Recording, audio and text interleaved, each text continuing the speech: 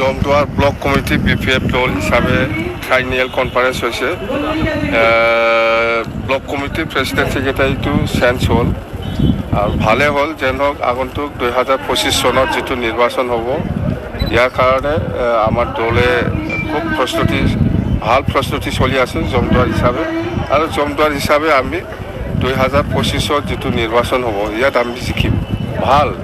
জমদুৱাৰ হিচাপে খুব ভাল ৰেওৰেৱা এইবাৰ হাৰিব ৰেওৰেৱাটো আমাৰ দলৰে মানুহ আছিল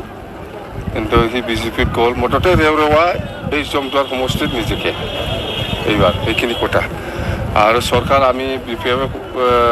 ফাইনেল 2025 BPF দলে চৰকাৰ গঠন কৰিম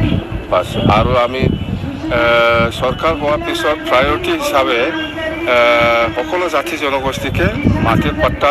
বিতৰণ কৰিম বুলি আমি কথা দিছোঁ এই হিচাপত আমি কাম কৰিম এইটোৱে প্ৰথম আমাৰ কিবা প্ৰায়ৰিটি মাটিৰ পাট্টা বিতৰণ কৰাটোৱে আমাৰ 1 নম্বৰ প্ৰায়ৰিটি চৰকাৰ হোৱাৰ পিছত এইখিনি কথা হ'ব